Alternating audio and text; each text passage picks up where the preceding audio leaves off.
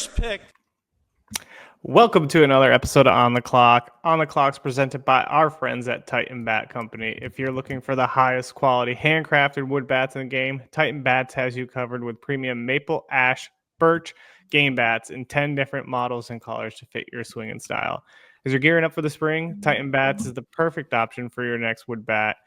In addition to game bats ranging from youth baseball to softball to men's baseball, Titan Bats also offers award bats that make a perfect gift to celebrate a teammate, coach, or baseball fan in your life. Check them out at titanbats.com and use the code JB15 for 15% off your first order. All right, it is Tuesday, April 8th. This is On the Clock, your Just Baseball college and MLB Draft podcast. I'm Jared. We got Tyler with us as always. Got some big news to get into this week. We have a top 25 update. Tyler was out getting some live looks at Virginia versus NC State. But the first news I want to get into is the big trade that has happened. The Brewers and the Red Sox made a trade that sent Quinn Priester to the Milwaukee Brewers. And you're probably like, oh, for cash? No. For Yofri Rodriguez, top 10 prospect in the system. 2025 CBA pick, which comes out to number 33 overall, I believe, and a player to be named or cash, also going to the Red Sox. Tyler, you tweeted about this, but what are some of the implications here for the draft? So the biggest thing is Boston getting away with kind of like highway robbery here. Yeah. At least in my opinion, looking at this, because like you look at the value of pick 33 from what it was last year, it was like just a little over $2.75 million. And there's going to be a hike this year. I'm not sure when the bonus pools are going to be released. It should be within the next couple of weeks, but we expect something like a 8.9% hike or increase, rather in slot values this year, because that's been the trend over the past few years, if I'm not mistaken. And that should come out to, if I think it's something like 3 million or maybe just under or something. I haven't done the math yet. I've been running around all day, but that's very valuable for a Boston team that didn't really have a ton of picks in the top 100. I think looking at it beforehand, they had obviously, I think it was pick 15 in the first round. They had their normal second rounder, I do believe, or actually, no, they lost that because they signed a free agent, but then they also got one at 75. I believe this for Nick Pivetta, but then they lost one for Alex Bregman signing. So, yeah, go from there. But then they had obviously 87. So they only had 3 top 100 picks coming into today.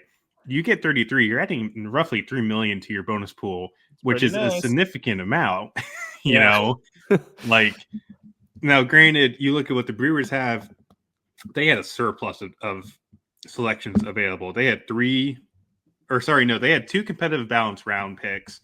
So it would be 33 and obviously I think it was 68 in the second competitive balance round, but also what is it? They get a late first rounder at 20. Yeah. They get a compensation pick for Willy Adames signing with the Giants at 32. So they would have had back-to-back picks at 32, 33.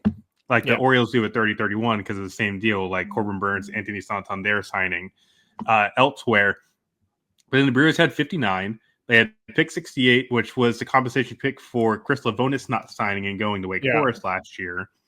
And then they had their normalized 94 third-round picks. So they would have had 6 top 100 picks to begin with, and that's how really the Brewers kind of draft a little bit.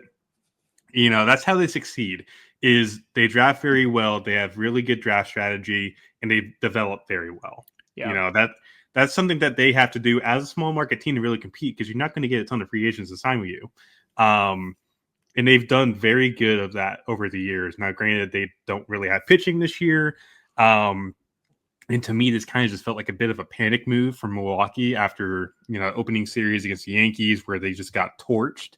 But, I think the Brewers are just fine with still having 5 top 100 picks, Losing the 3 million, you look at that in hindsight, like, yeah, a big deficit to kind of take on, but they're still, in my opinion, going to be just projected to have one of the bigger bonus pools available of any club in this draft. So, yeah, was it you? I think that sent me the message that was like the Red Sox GM probably hung up as soon as he got the offer and was like, "Deal."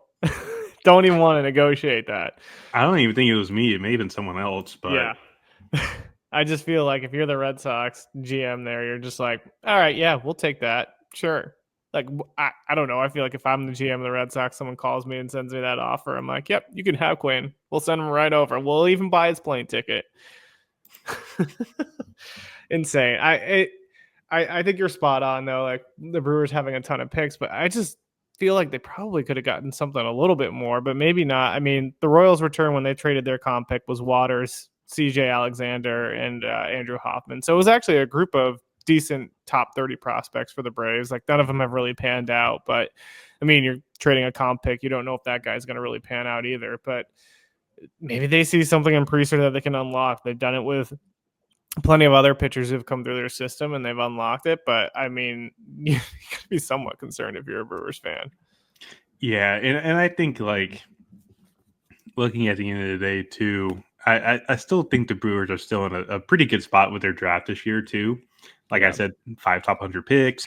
You're looking at getting premium value and continuing what they've done over the past few years too. They're, like I said, their draft strategies have been super good recently.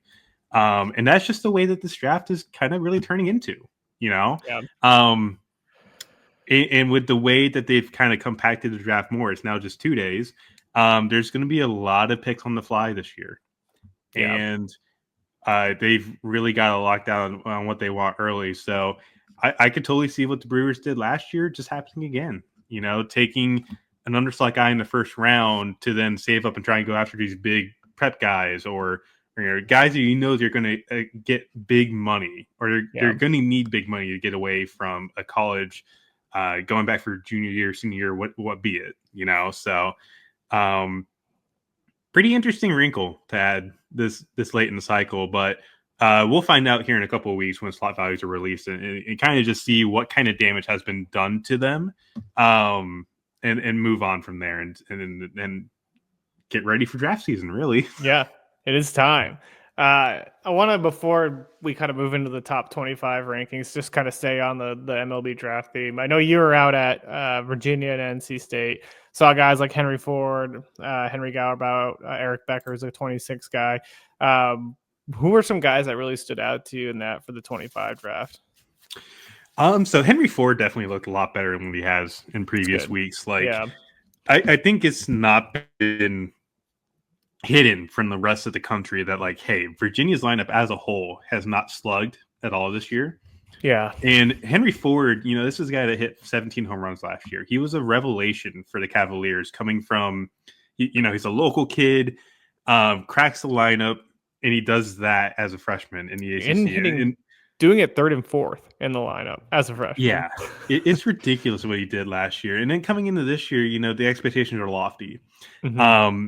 And he's just not been able to slug the baseball. The bat to ball skills are there, and I think he's done a good job of really fine-tuning his weaknesses against spin. Like last year, there was that weakness against spin. He's done a good job this year. But the biggest thing has been his swing and trying to repeat it. Like there's a lot of moving parts to it. I don't know if anybody has seen like the open side video I've posted this weekend of him, but it's like he squats, he gets back up, his front leg comes up, and then he kind of rotates. So there's a lot of timing that has to go into that to make that perfect. Mm-hmm. And to me, just talking to you know, other scouts and then kind of looking back at the film, it feels like, you know, coming into this series, his shoulders got ahead of the rest of his body. Like he's over rotating a little bit is probably the best way to put it. And it's causing him to lose leverage. He's not getting the plane. He's not on plane with the baseball to slug it for power like he has in the past. And it also feels like his hands come outside the body. Like there's a lot of stuff that is like minute that you kind of need to look at in swing mechanics to kind of pinpoint what the issue is. And also like the leg kick, you know, getting that timing down has been tough. And he also kind of steps into a bucket a little bit, which, you know, layman's term is, you know, you're trying to be direct with your leg kick moving forward. He kind of steps out.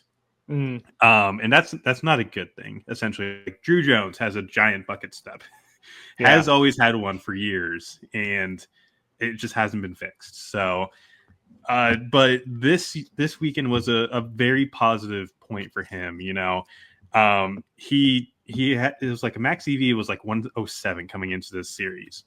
It's now 111. That's good. So he hit multiple balls at 108, had a double. I think it was 108.6. He had the lineout was 111. He had 2 home runs on Sunday, which, kind of the first one was definitely jet stream aided, like 99, 390, but you still see the feel of the lift, the feel of the backspin the baseball, and crush to the pole side. That's what he did. Yeah. Then he gets a fastball basically up here at the shoulders, turns on it 92. I think it was 100 off the bat, but it was crushed. And that's the Henry Ford we've been waiting to see all year. And I was pretty impressed that I've seen that, and I hope it's a thing that continues. Like, I think the big thing for him is if he continues to slug the baseball like he did this weekend, his draft stock is going to go back up. There's still a lot of stuff to work out with the swing and getting consistency in, but the hit tool has been there. I do think he actually can fit in right field. He's got a decent enough arm, and he moves well for his size. So I think he can stick out there at least in the short term. Long term, we'll see what happens. But, he's not a limited first base guy. Continue to slug. He'll be right back in the first round conversations, I do believe. Yeah, and I was diving a little bit into the numbers, and you kind of talked about the strikeout rate improving, right? He went from an 18.2% strikeout rate in 2024 and dropped that down to 13.1. So you kind of wonder, like, if he focused this offseason on some of those hit tool issues and, like, he's maybe overcompensating a little bit too much and being maybe a little bit not as aggressive as he needs to be at the plate, and made some tweaks to limit the chase and the whiff. That's kind of leading to a little bit of a sap in power. And maybe now he's trying to finally adjust back to get back some of that power, but also keep the hit tool in place. Yeah. And I think you said it perfectly too, trying to like find that balance between having a sustainable hit tool, but also maintaining the power that made you famous to begin with. And like we talked about before, Ethan Petrie, like I think he's done a great job of finding that balance. And I still think he still needs to find it a little bit. But crushing baseball pull side still has the power. It's 70 grade. It's good. Yeah. Henry's more of like a 60 raw kind of guy. So like 55 in game, 60 raw. And I think he could definitely maintain 60 in game at the next level because he's built like a auto mechanic. Yeah. Given the name. Exactly. 6'5", 220. Built like a brute. Like he is very, very massive. And for me, like, maintaining the hit tool, I thought the hit tool was fine enough as it was. Obviously the leg kick last year gave me some concerns of like, how does adjustability play at the next level? Because he showed that whiff against sliders. And this year he's dropped it down to 18% whiff rates on sliders. Still hammering fastballs. I think his only like big weakness right now has been changeups, which that's the theme across every single player mainly. Just looking at like, we'll talk about 2026 guys later when we talk about some of the new ranked teams that we have in here, but like changeups can be an issue for just about everybody. So finding guys that can do what he's done, the fastballs and sliders, but also still, have that power in the tank. I think what you said is correct. He's probably focused too much on maintaining that hit tool and kind of taking away the power. If he, continues to hit like he has been and has finally tapped into that power full time, up arrow. Yep. Yeah. And from everything I hear too, like he's like an incredible kid. And so like those are the guys that are easy to root for. For you, is there any, I know you talked about Eric Becker, you posted a video of him a little bit. Is that kind of the main 2026 guy that stuck out to you? Yeah. And like looking at some of the other guys too, even on NC State side, like talking to Elliot Avent after Sunday's game, after the walk-off they had, was first off, incredible game. Like, I'm going to mispronounce his name, but Tomas Valancius? I think he's Vitus' brother. If anybody remembers Vitus from Baylor school, that's his brother. Had like 9 whiffs on the slider through 3 innings. He only had 1 hit against going into like the 6th. And it was a 2-run home run early in the game. Like he was just, beating guys with sliders. Then they go to the bullpen, and the bullpen loads the bases, grand slam. It's now 8-6. Yeah. And in State, I'm trying to think. The the closer is it's a southpaw. I can't remember his name. It's like Lansendorfer or something. Yes, I know who you're talking about. Yeah, like he's one of the guys that came in from another school. I can't remember where he came from. Because if I remember correctly, Alex Marcus came from like William and Mary. Yep. He pitched the other day. But like, trying to think, it was Drew Lamphere that hit the 2-out base hit to kind of get on and start the rally. Like they were already down to their last out because the first two guys struck out in front of them. Yeah. Ty Head, who, looking back at it, we had a 4th round grade on him last year, gets the state exceptional glove in center field first off. Oh, that play was disgusting. Yeah. And he's been like the glove prowess has been there all year. He covers a ton of ground. Like I could rave about the glove for days, but the hit tool has been there. Like it's a very polished approach for a guy that's essentially a freshman in the ACC and is now the spark plug or the table setter for an NC State club that's very young, very inexperienced, lacks leadership. Compared to what they have last year when Garrett Pennington, Makarevich was here. Yeah. And even talked about that. Like the team is super young, and getting experience, getting wins is crucial for this team. But Josh Hoagie, 3-run walk-off home run, caps off 7 unanswered runs to win that game. And admittedly, Ty Head was the real standout for me on the NC State side. Like obviously the glove, I think he really just needs to add power. It's like not an Eli Serrano type. Yeah. Like obviously Serrano was very lanky, very tall. Ty Head's not that kind of player, or not that kind of build rather. But you look at what he's been able to do with the glove. Like he's going to stick in center field long term. It might not be advanced honeycut good, but it's damn good is what it is. And having the hit tool prowess that it has, like yes, he's hitting under 300 in college. He's got 36 walks. Yeah, like let's ignore that fact first. Like batting average does not maintain everything. He doesn't whiff, does not chase. He has 36 walks. Yeah, and like again, the main thing against him is the fact that there's no power. You know, he's long projectable. I think he still has power at some point. Just not sure if it's within the next year or so. We'll see what happens. But he is eligible next year due to age. But he was really impressive. Eric Becker. I really don't know if he's a shortstop long term. He did make some good plays after the original mess up on Friday, where he kind of like very soft line drive to shortstop, missed the catch, and he kind of just yanked it and threw it to the shallow right field. But he made a backhanded play after that. He looked very comfortable on the other side of the base, playing shortstop in like the second base hole on a shift. So I thought that was interesting to kind of note that there was some progressions with the defense on that he gave flashes of what he could be. Yeah. But I think the bat's the real selling point. He's a quick runner. I think he had a 4.15 on home to first, which is above average speed for a lefty. But also the power's legit. It might be above average power. I think the hit tool, he might be a platoon guy against righties because he does struggle a little bit against lefties looking back at the data points, but handled his own against pretty solid pitching from NC State. Like, liked what I saw. Had multiple base hits. He had the home run against trying to think who was it he hit it off of. It was a righty for sure. I think it was Anderson Nance.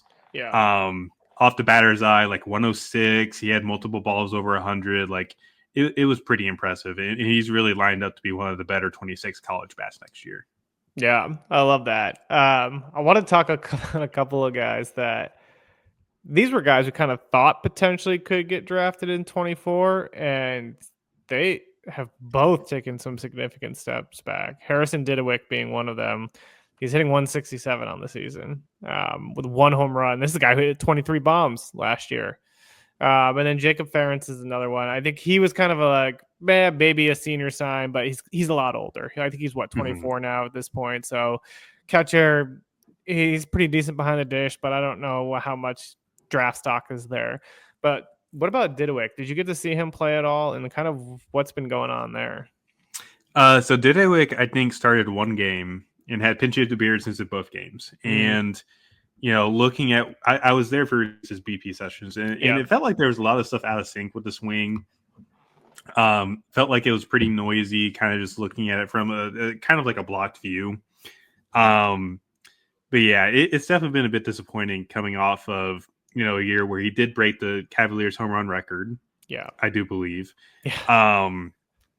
And also was going to be getting a ton of money in the draft. Like he was a draft eligible sophomore and definitely would have gone pro. But I think he opted to come back to school, and it just hasn't really panned out for him, which sucks. But I think the tools are still there. Like there's definitely good power in the profile. I have no idea if he can ever hit. And I think it's a left field profile, but it definitely sucks seeing a guy succeed 1 year and then the next year he's kind of just been kicked to the side of the curb. So I hope everything gets better for him. Honestly, like I still think there's some tools, some clay to kind of work with at the pro level. And maybe say he comes back for his senior year, he goes off, kind of like a Shane Lewis kind of a bat. But right now it's kind of rough around the edges, and we'll see if somebody throws money at him to kind of put a project label on it. Yeah. But as of right now, definitely hurt himself with losing the amount of money he could have made last year after the career year that he had.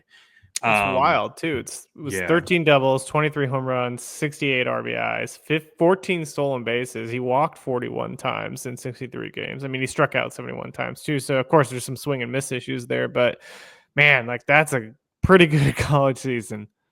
It is. And I genuinely did think that he was going to go somewhere in the middle of the day too. I really did. Yeah. Because he definitely had the power. He definitely had the tools. The run tool was definitely really impressive too, but the arm kind of was lacking. So like obviously left field's like the perfect place for him.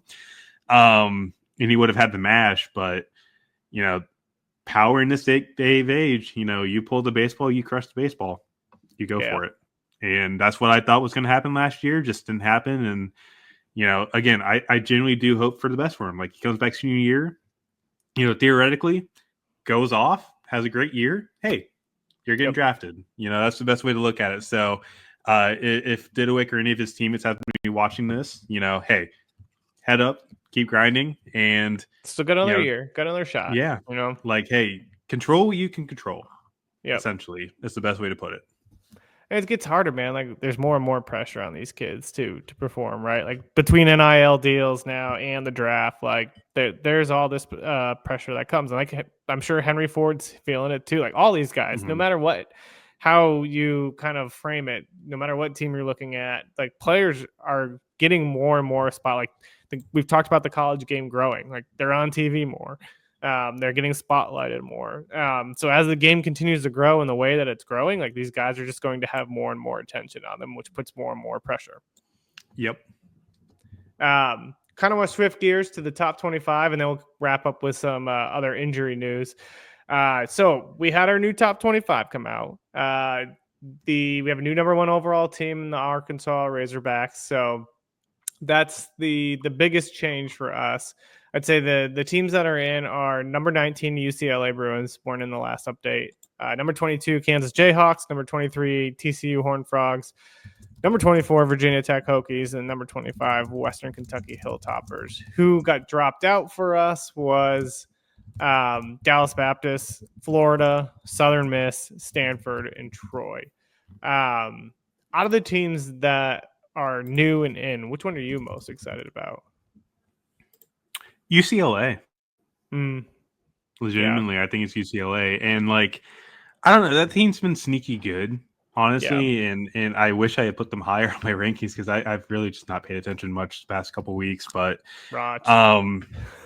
they don't have Cody Del Vecchio right now. I think he's gone with some personal reasons, but they're still pitching pretty well. But the biggest thing has been the lineup. Phoenix Call, Roch Cholowsky, those guys.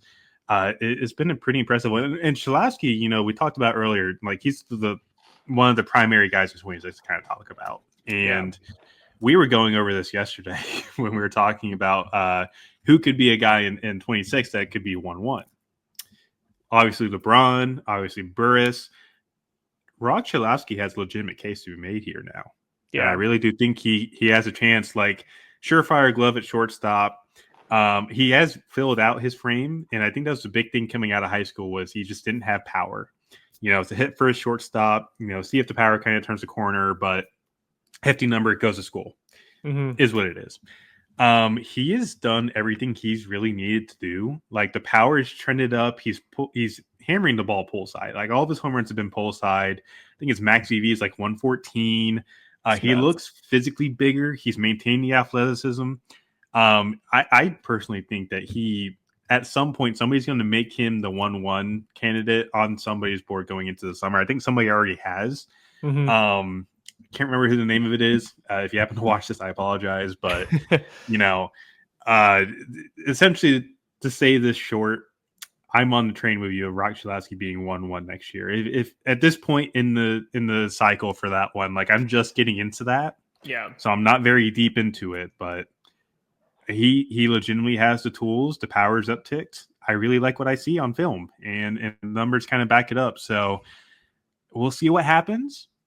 But I'm really digging this UCLA squad outside of him as well. Like, mentioned Phoenix Call. They've got a couple of quality arms as well. Even without the Vecchio.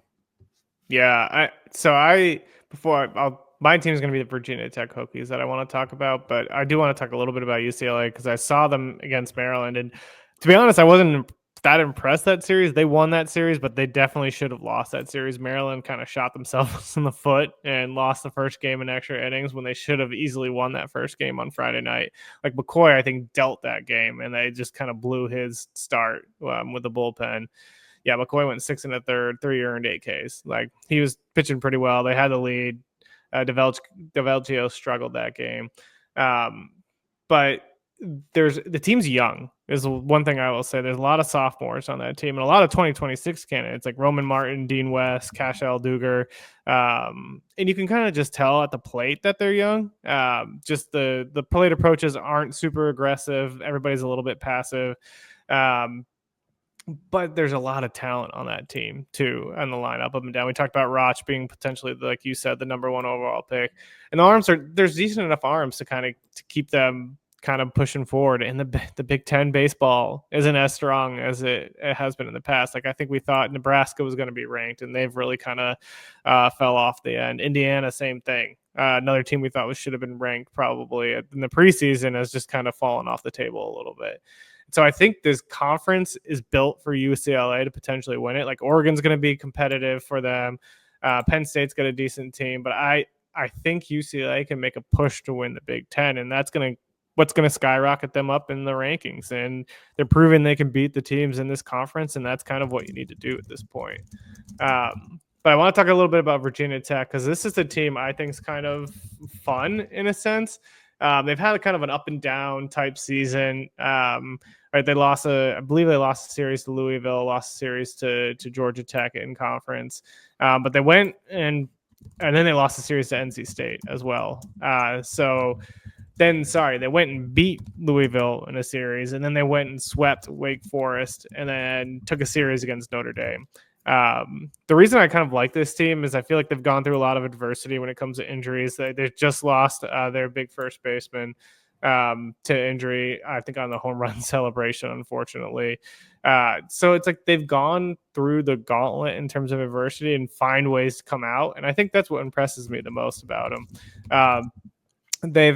They've really had like guys like Sam Tackett step up, and he's been just kind of the heartbeat of that lineup. He's slashing 394, 492 with a 725 slug. Like that guy's absolutely going off.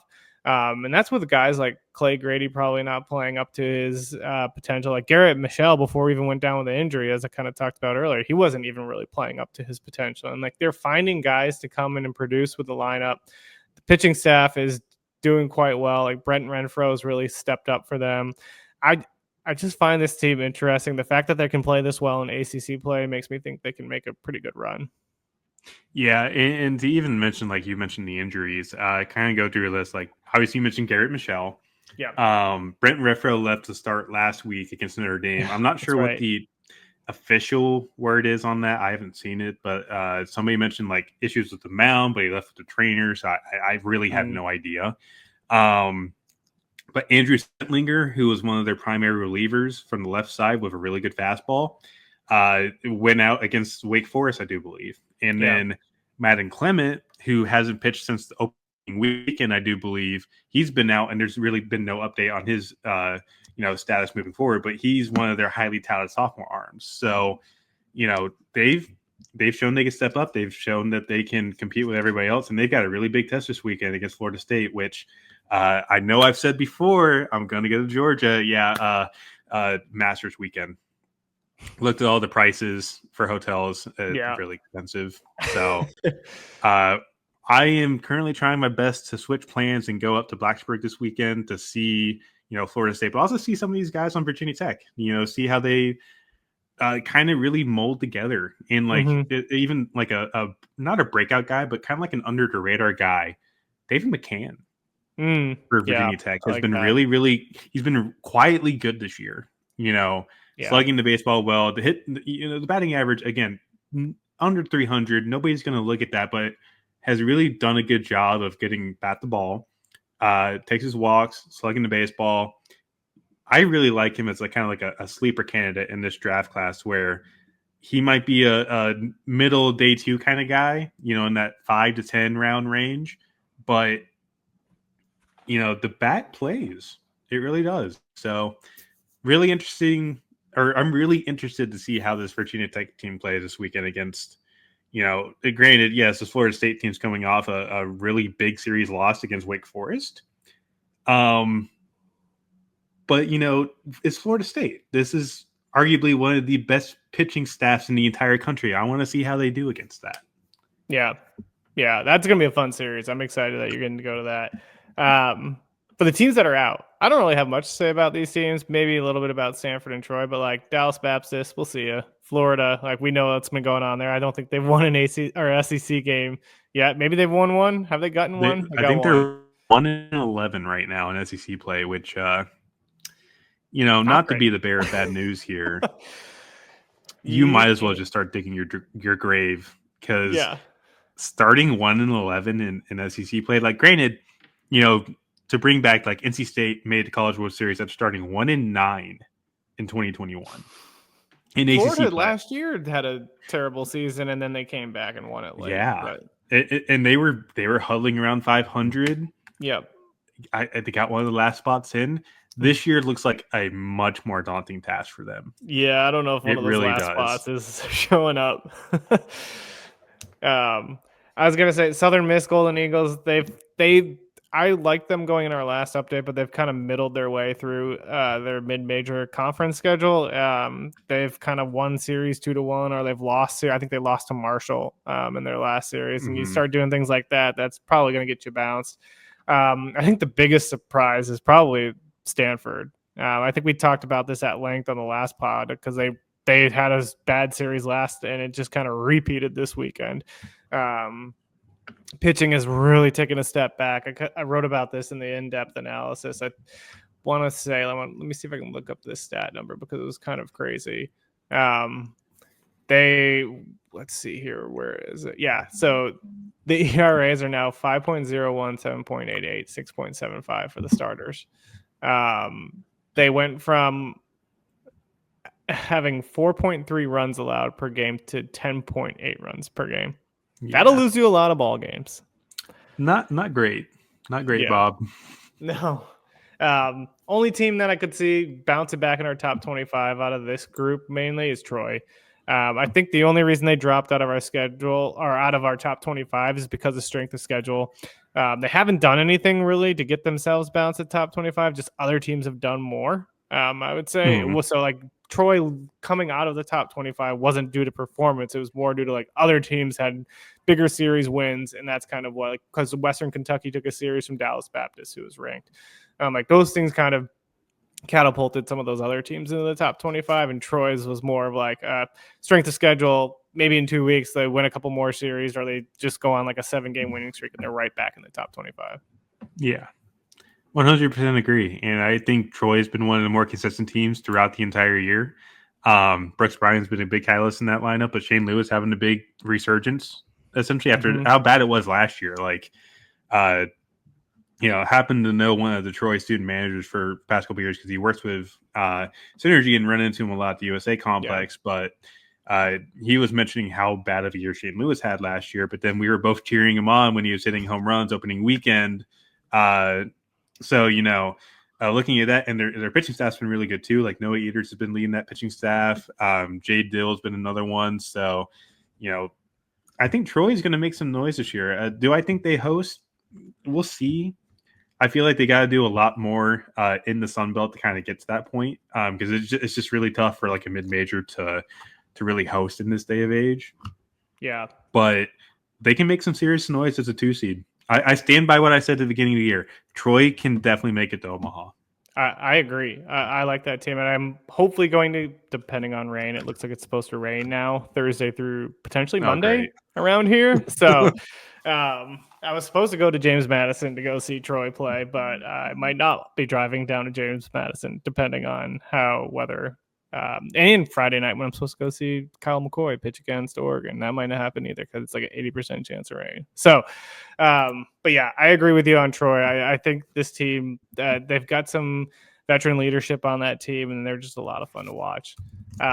Probably should have kicked off the top 25 discussing the new number 1 team, the Arkansas Razorbacks.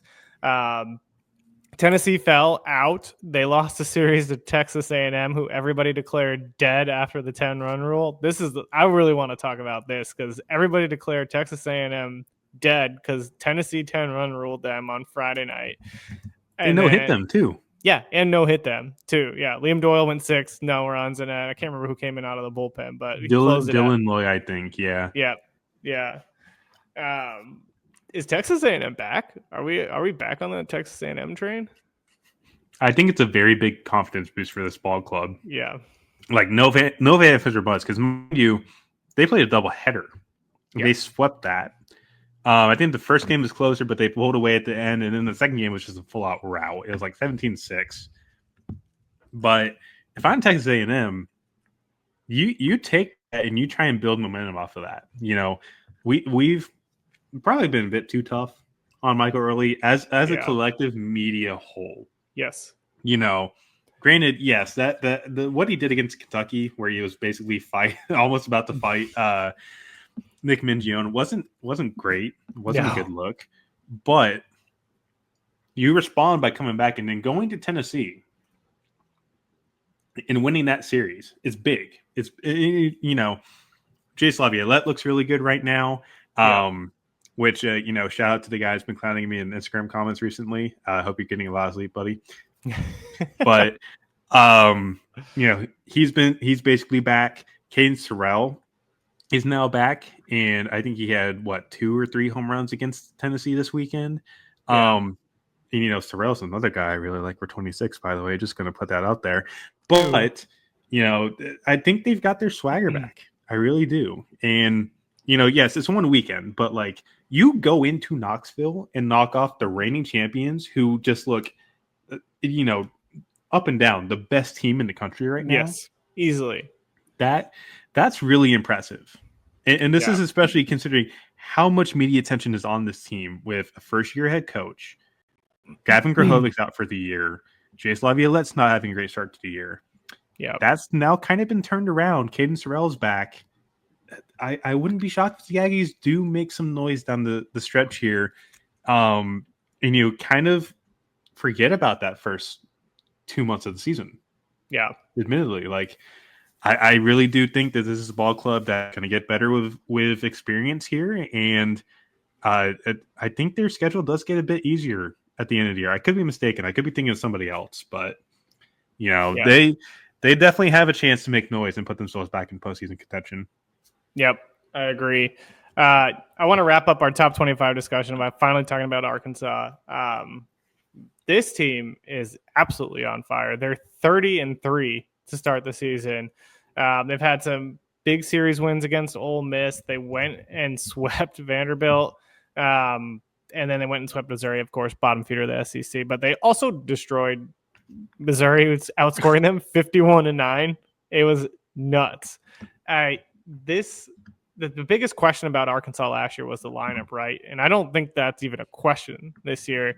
You have Cam Koziel, Logan Maxwell, Charles Davalan. Like, the things that Charles Davalan is doing to a baseball is absolutely absurd. And then you have the Eloy brothers.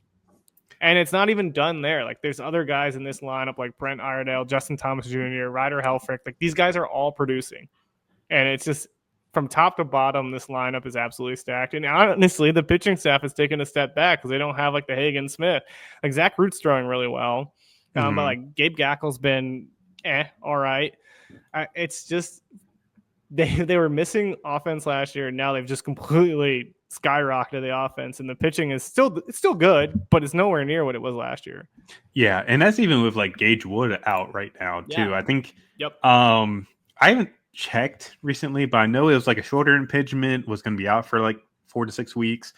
And that series was like week 2, I think. So he might be on the verge of coming back too. So like they edge Gage Wood back to the fold. It's going to get insane in Fayetteville. I've been really impressed with this lineup too. Like you mentioned Charles Davalan. I think Charles Davalan might be the best pure hitter in college baseball right now. Yeah, I think he's firmly into like round 2 conversations right now in the draft. You look at Wahio Eloy. I think the approach has kind of backed up a little bit, but you know, he's still producing, does a really good job. His brother was lights out. I haven't really seen what he's done since, but like Cam Koziel comes from Vanderbilt, and then you as Arkansas go to Vanderbilt, and he just crushes his old team, which I thought was a really good story to kind of like mention into this. But like, yeah, I'm really impressed with what this Arkansas lineup has done this year, and this might be the year that we can say like DVH might be a natty champion now. I don't know. I would love it. You know, our friend Jason 64 Analytics, he would love that also. We probably just jinxed him. I'm so sorry, Jason. He's gonna be like, damn it. He's gonna hop on the flight, come by to my house, and punch me in the face for that. Yeah. It's so, you know who Davalan kind of reminds me of? Maybe definitely probably has a little bit more power, but like Casey Cook was the guy that kind of got overlooked, I think, at North Carolina as like being one of the best pure hitters because Vance Honeycutt was there. It was kind of just the star. And I feel like Davalan gets a little bit overworked because you have like Eloy is like the big prospect and for the draft, but he's striking out as 6% of the time. Is that what it is? I don't even know. It's something stupid. Let me double check. Really good chase rate, really good whiff rate. He's in like the 98th and 87th percentile in those categories. Like hard hit rate's high, max exit velo is pretty high. Like he's just doing everything well. It's fun.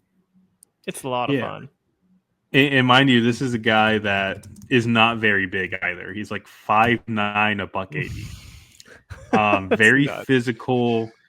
Yeah, like very physical. He has kind of impressive power for his size, like legitimately. And to kind of back you up on the K rate here, his K rate last year at Florida Gulf Coast, 13%. 5.7% this year. And then arguably, the best conference in the country. How do you put up a 5 more home runs too? K rate? That's just absurd. It's ridiculous what he's been able to do, man. His walk rate's gone up. Slugging the baseball a lot more. His weighted runs created plus is 144 on the year. That's nutty. It's really good, man. I'm telling you, second round, Charles Davalan is going to be a really, really good bat in this draft, I think. To only strike out only 9 times this year. He's not even in double-digit strikeouts. That feels like I'm going to make a Gavin Keelan joke, and it's not meant to be mean, but like this is the reverse of the Gavin Keelan, walk to strikeout ratio last year, where he had like single-digit walks and minimal strikeouts, and now it's kind of flipped. Yeah, it's nuts. Love it. Well, that's our top 25. Go check it out at justbaseball.com. You'll get the whole in-depth analysis we got up there. We're still doing it bi-weekly. I think it's better that way. We get time to actually see what these teams can do. So we'll have another one coming out week 10.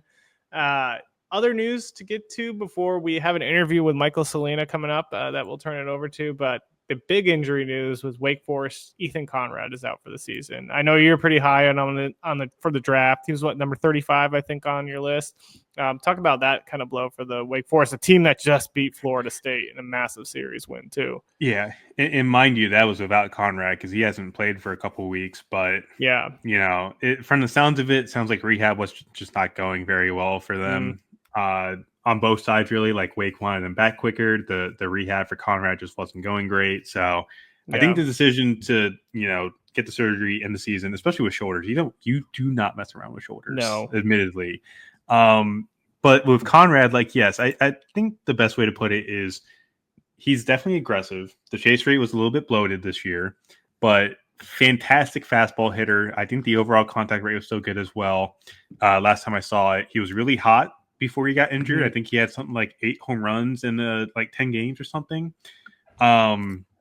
So obviously very big blow to Wake Forest. But in terms of what it could be for his draft stock, he's kind of proven that he can handle higher end pitching. You fix the approach a little bit. He's got the power. He has the affinity for fastballs that really, for me, that's a big scouting pillar for me is how well do you handle fastballs? And he's shown that. It was something like a 90% overall fastball contact rate, I think. I'm going to bring it up here real quick so I can give you actual, data here, but played a good enough center field. I think he was more physical, or the physical tools are there. So he's probably more of a right fielder. So not Walker Jenkins but the body is kind of same. He's big, physical, has the speed for center field, but plays best in right field, essentially.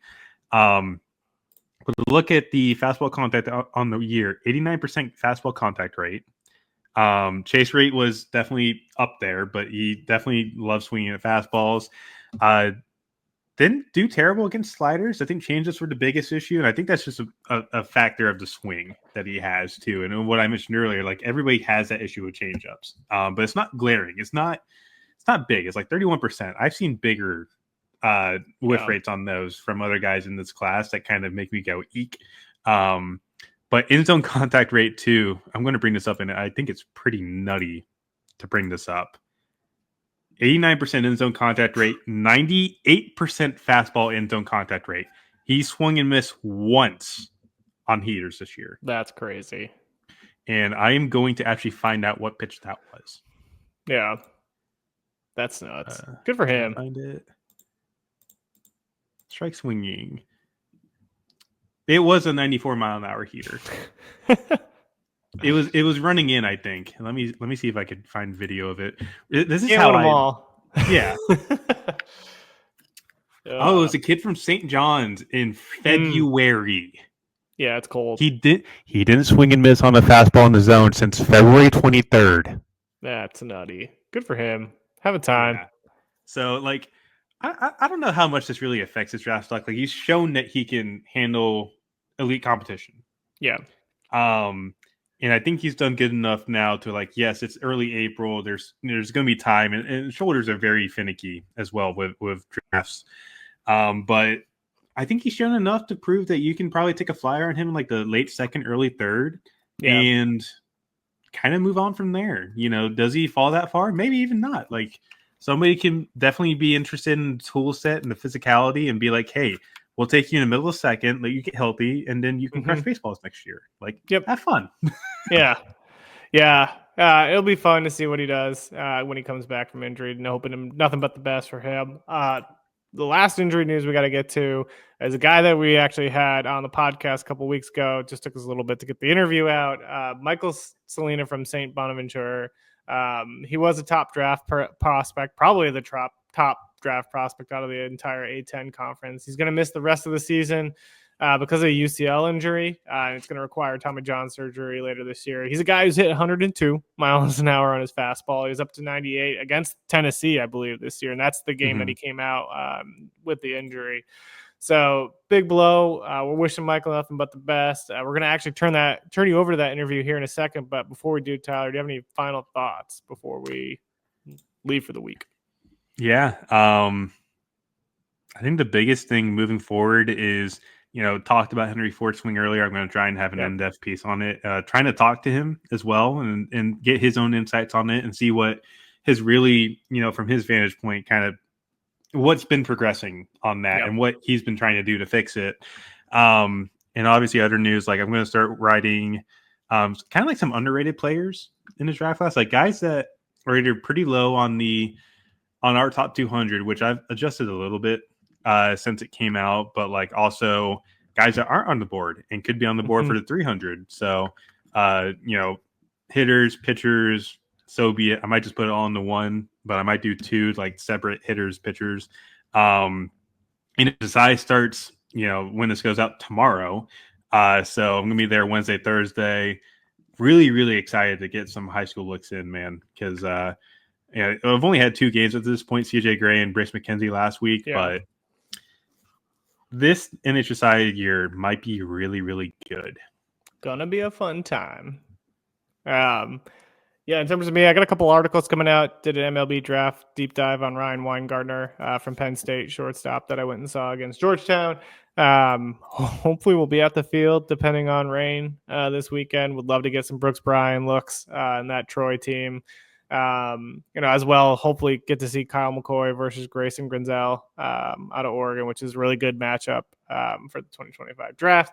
We'll get to see more of that Oregon team as well, hopefully on Monday against Georgetown. Got the day off from work, so going to go try to check that out as well. Not a ton else. Lastly, article on the potential number 1 overall pick for the 2026 MLB draft. At first, I was going to do it just Justin LeBron versus Drew Burress, but then we found out about Roch Cholowsky. I mean, we knew about him, but then we actually really started diving into it, and we're like, maybe we should actually add him into that article. So got to finish that article, add Roch in, but we got tons of content coming your way. We're excited about it. But until then, we'll see you and enjoy the interview with Michael Salina. All righty, welcome to another episode of On the Clock, your Just Baseball College and MLB Draft podcast. I'm Jared Perkins. We have an awesome guest with us today, right-handed pitcher Michael Salina out of St. Bonaventure. He's hit 102 miles an hour this year. Michael, how are you doing today, man? I'm doing good. Thank you guys for having me.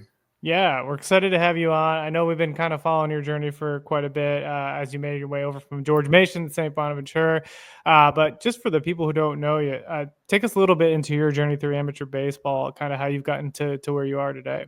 Yeah, so I have a twin brother. So growing up, we were always the kids in the backyard playing wiffle ball, like flag football, basketball too. So I'd say like sports has always been like a big part of my life, and in amateur baseball, like I was always the shortstop and he was always the second baseman. So, like growing up through travel ball, little league, that was always it. And then, once high school came around, started pitching like seriously. I was like usually it's like a closer or whatever. Like by my junior year of high school, I became a starting pitcher, and then it's just gone from there. Yeah, talk about that relationship with your brother a little bit. I know he also plays college baseball.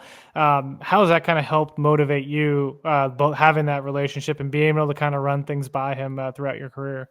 Yeah, it's been awesome. I mean, we've done so much with each other, just like playing sports, push each other to become better, and like off the field in the weight room, and then on the field, like we're always competitive, so we're always trying to win everything we do. So it's definitely been a really good relationship that's definitely helped.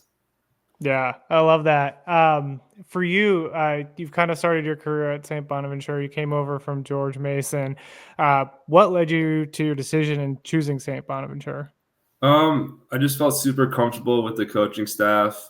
Coach Rathbun's a really good person. He's a really good coach. So, he's giving me a really good opportunity here to, just come here and be myself and just have fun and pitch. So that's what led me to come back. I came back also a little closer to home. So, I just felt comfort here, and I feel like I made a good decision, and I don't regret it at all.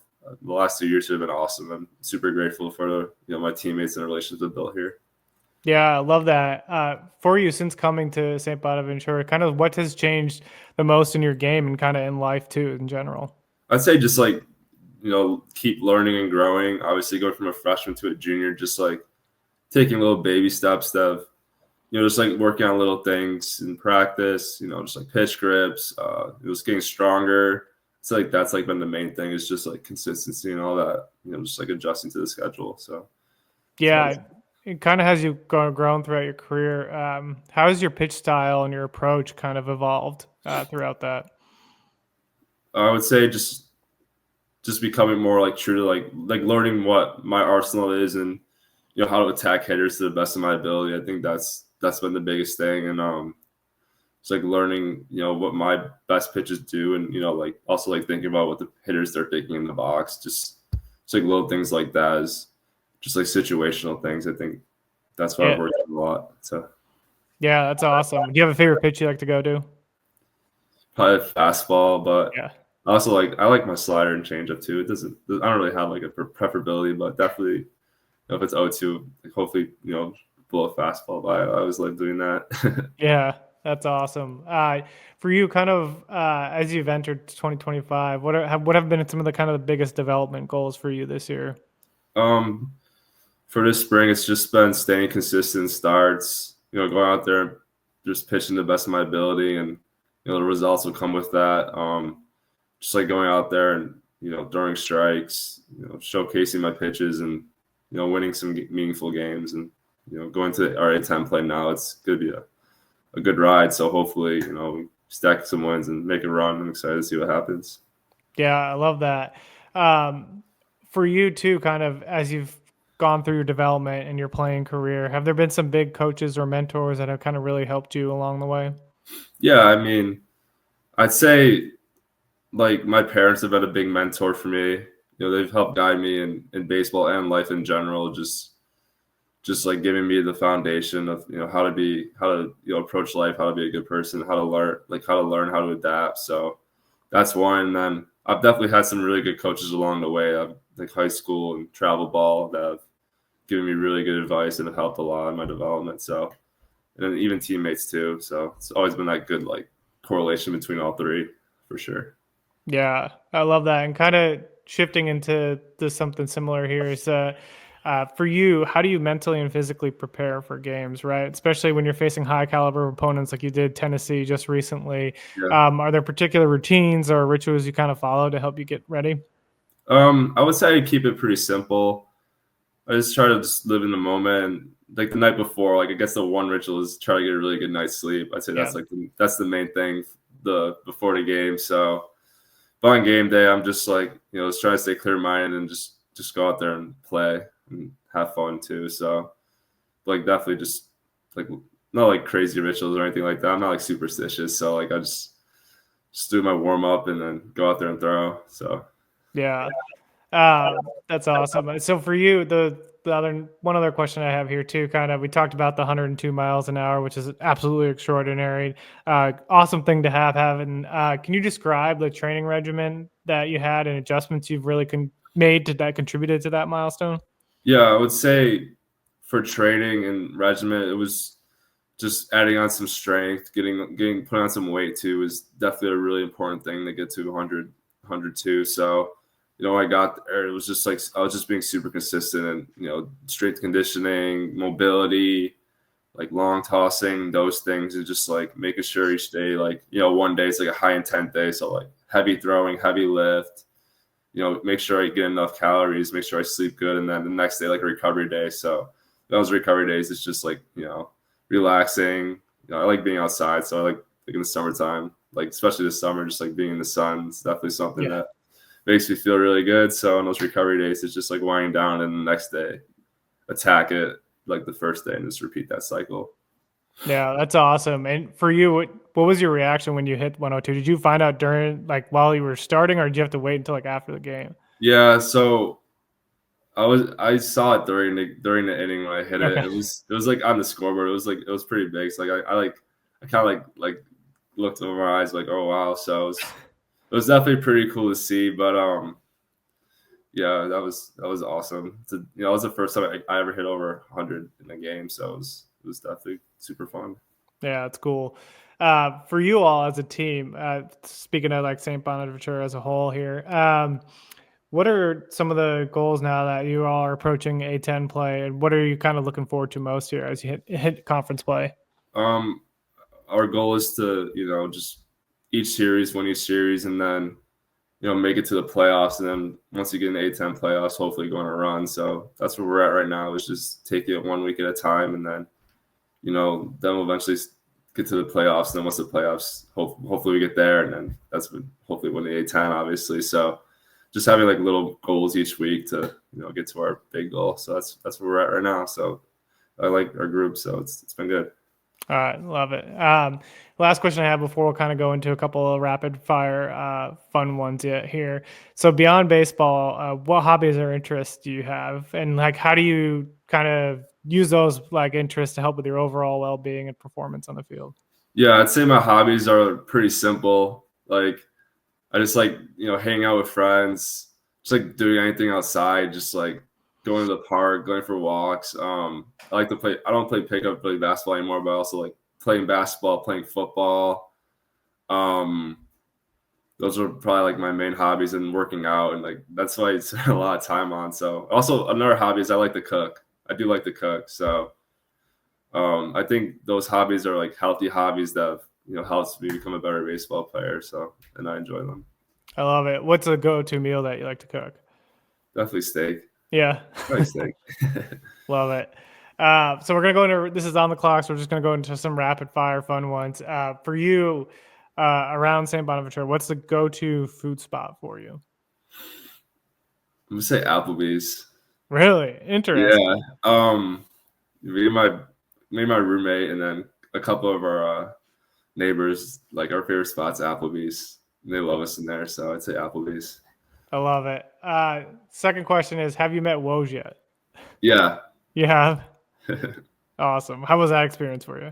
It's pretty cool. I mean, seeing a big name like that, just like walking around the hallways, it's like, oh, it's Woj, you know what I mean? It's like another day now, but definitely brings a lot of notoriety to school, so that's pretty awesome. Yeah, that's awesome. Third question is, if you could face one big league hitter, who would it be? Probably Ohtani. Yeah. That'd be pretty awesome. I mean, just to say I faced him, but what would you do to go attack him? Just fastballs? I don't know. Depends on what the scouting says, but if I were to face him, just attack. Yeah. Yeah. I love it. And then the fourth question I have here from the rapid fire is kind of build your all-time starting rotation of active SB. So like a Mount Rushmore, like top 4. And it doesn't have to be like top 4 of all time. It can be just like 4 guys you really look up to. I would say for that, I'll do some like great players. So I'll say Jacob deGrom's been out of this world in his career. That's one guy. I'll put Paul Skeens in there because of what he's done the last couple of years. I mean, just like his story, it's pretty surreal. So like that's not like, obviously it's not like an all-time great right now, but like what he's done the last couple of years is unbelievable. Let's see. I love the way Garrett Cole pitches, so I'll put him in there definitely. And then I'll just do like modern guys, and then the last one will probably be I gotta figure one more guy. Sorry, I put you on the spot there. We gotta do a closer. I'll do Ben Joyce. He throws really hard. I love it. That's awesome. It's a great list.